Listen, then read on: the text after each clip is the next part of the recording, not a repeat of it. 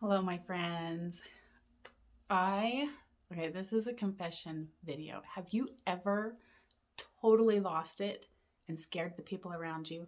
Like last night, I lost it. I totally lost it so much that one of my kids came to me and he said, Mom, I know you're not mad at me. I know it's not me, but that was really scary. Can you not get angry again? And we do this, right? We're human. We lose our temper sometimes. Even I, as a relationship coach and super mom, even I make mistakes. But it's not a mistake. It's not a mistake.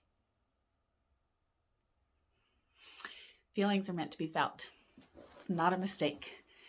And here's what happened. Okay.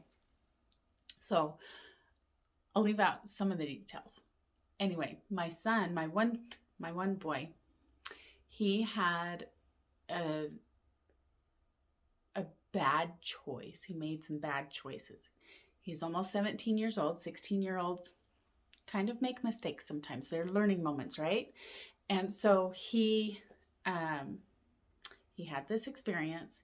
We had a talk. We had a discussion. He had some consequences. And then we went to the school, took care of all the consequences over there, and it was all good.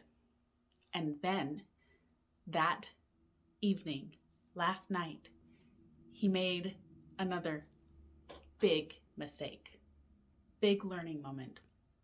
And I couldn't handle it, like one right after the other. And I lost it. I was like, yelling and mad, really scary. Like my other boy told me, it was scary, Mom. And, we do that sometimes. We lose it with the people that we care about because we have these expectations that we've resolved something and it comes back. We do that with ourselves. We've resolved something. We've gotten over an old story. Some old emotions keep coming up and we get mad. We get mad with ourselves. We get mad at the people around us, and we're just mad to be mad sometimes because those emotions and the feelings are meant to be felt because it's part of being human. It's part of being human to have feelings and emotions. By definition, feelings are meant to be felt. And so I don't do this often. Luckily, I've been able to practice what I preach and the emotions subside. I can manage my emotions pretty well. So much that, my son, who is also 16, almost 17, because I have quadruplets, they have not had a world of crazy, scary. And not everybody gets to have that. So here's what happens. How do we resolve it? Because today we woke up to a pile of cookies for breakfast. It was not the best breakfast, but my son that was having the consequence made us cookies. And everyone is happy to have a cookie, even though they might not be so great for our health, but in moderation, and everything is okay in moderation. So first, I processed my emotions. Okay, first you got to process your emotions in any situation. Now, my kids, we've built this home and this camaraderie, if you will, that we support and try to help each other. Even a 16-year-old kid can know that you need a little help. So while I'm just angry, and my husband was vacuuming in the other room, I said, I'm doing this, I need to vacuum. And there's this one show, Kronk. Oh, it's not Kronk, but the character in the show is Kronk. It's a cartoon. It's an older cartoon, and he comes home and he tells something to his wife, and she's like, oh, I gotta go wash something. I gotta go clean something. And that's where I was. I just gotta go clean something. And so I'm physically exerting and moving the energy through my body. I'm vacuuming and vacuuming, and that floor was so clean. I had vacuumed so much. And I went into the other room and I'm cleaning and vacuuming and processing the energy, letting it out. There's lots of ways you can get it out.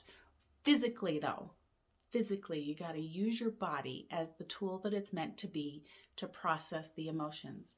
So my daughter comes, who is also 16. So if you don't know, I have quadruplets and they're almost 17 years old. I've got 2 older boys, and we've had what I would call an intense learning curve on how to get all of these relationship skills. My husband stuck with me through it all. We've been married for about 27 years now.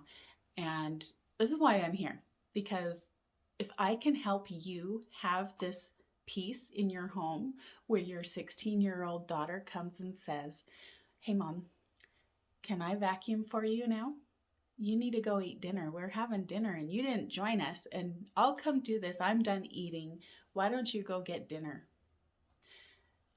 And so the next thing I had to do was to be completely open and honest with her. And I said, "Thank you. No, I need to process this emotion. I'm too upset right now." And we had this understanding. We had this supporting each other. And she's like, "Oh, okay. You're like way upset. Okay, Mom." And so then my other son comes to me a little while later, the same one who says, "Hey, don't be angry again, please. You're scary." And he says, "Mom, you haven't eaten dinner yet. We've got all this food over here. Aren't you going to eat?" And by this time, I had processed a little bit more, and the emotions weren't quite as high, but I still had a grumpy tummy. It was like, and I had to tell him, I am not ready to eat dinner. I don't think I'm going to, because my belly is too upset. And we have these physical signs in our bodies that tell us something's not quite right. You got to process a little bit more. And so I calmed down a little bit more. And then after I was able to get my emotions under control, the next step is to be quick to apologize. It was scary. I totally lost it. And if my other son, who's not the one in trouble, he's coming to me and saying he's scared, I can just imagine how scared the one I was mad at. He's not quite right there, right? And so I went to him. I sat next to him and I said, "I was sorry. I am sorry."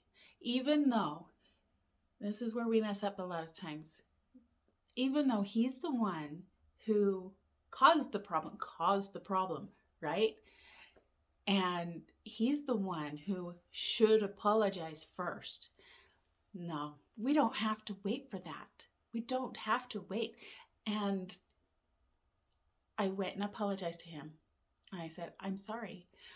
And then was really specific. You got to be really clear on what you're apologizing for.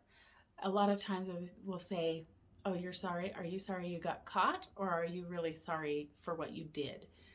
And that's not very comforting. So I said, "I'm sorry that I lost it. I'm sorry I yelled. And I said something." And you can tell when you say something that hurts. It hurts, right? And you know when you need to go and clear that up. And I had told him, "I can't trust you." In all of my freak out, I said, I can't trust you. And so I apologized for yelling, for freaking out and losing it, and for saying that I don't trust you. I said, "I'm sorry." And he is an amazing kid. He really is. All of my kids are just amazing. But being specific about your emotions, and, I said it's really frustrating. And he knew that. He already knew. Most of the time when we get in an argument or a disagreement, if we've done something wrong, we know that we've done something wrong. We know we've messed up. And he knew that he had already messed up. He already knew that. I didn't need to yell at him and tell him all those things. So layering all of these different forgiveness languages, we can talk more about that in the relationship renewal system. And other videos, we'll be bringing this up a lot. But using all of the languages, make sure that I don't miss out being specific, apologizing, acknowledging. I said, I will try not to do it again. I will try really hard not to ever do that again. And then affirming that he's awesome and that you are amazing and I love you.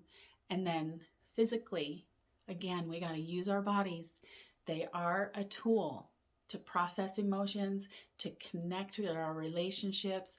Our bodies are so amazing, not just because they can heal and grow and do so many amazing things, but they also help us with our relationships. So you always want to seal your forgiveness and acceptance and apologies. Always seal them physically with something. So my son, we hugged each other and we cried together. And when I said that I was sorry for saying that I didn't trust him, yeah, he cried instantly, like real big tears, because that is so painful to be told that you can't be trusted. That is really foundational to be able to trust each other if you're going to have a relationship. And so we hugged each other and we cried together. And then to rectify and say, let's make it better. Let's try to do something different to make it better. I said he didn't have to finish what I was making him clean the house and do his homework and all these grumpy, unhappy things. Well, you have to do the housework and the homework anyway. But in that moment, with all those ugly, scary emotions, it's not really productive to do homework in that kind of mindset or that emotional state. So I said, why don't you get to a good stopping spot and make us some cookies? And everything was great. He's like, I get to make cookies. Yay, we're making cookies instead of being in trouble. Even though he still has the consequence. He's still grounded from his phone. He's still, got the consequence, but he's not in trouble anymore. And so that's one thing we want to shift from being in trouble to having a consequence and being able to learn and grow from it. Because that's what it's all about. Connecting and learning and growing together. All right. Remember that forgiveness is something amazing. You don't have to be scary. You can process your emotions quickly. We did this all, I don't know, it was like a matter of a half hour, maybe 45 minutes to get through all of the crazy and to be calm and happy and okay with each other again. So you don't have to wait. These are the key things that I want you to take away today. Take time to process things physically. Go ahead, take that walk, find a punching bag, yell in a pillow, whatever you need to do to process physically. Do some dishes. It's okay. Maybe you don't have any dishes to do, but physically use your body to physically process your emotions. And then be open and honest, completely honest. Be quick to apologize. Be so fast. Don't wait. It doesn't have to be the other person first. You both are in the situation together. It's okay to be first. It's better to be first. Be specific about what you're apologizing for. Acknowledge, recognize what you're doing and what you want to change. Be specific about it. You're never going to do it again. You can try not to ever do it again. They're amazing and they're awesome. Remind them that you still love them. And seal it with a physical connecting something. A high five, a fist bump, a hug, something. You've got to do some sort of physical seal with a kiss. It matters. It really matters. And it makes a huge difference.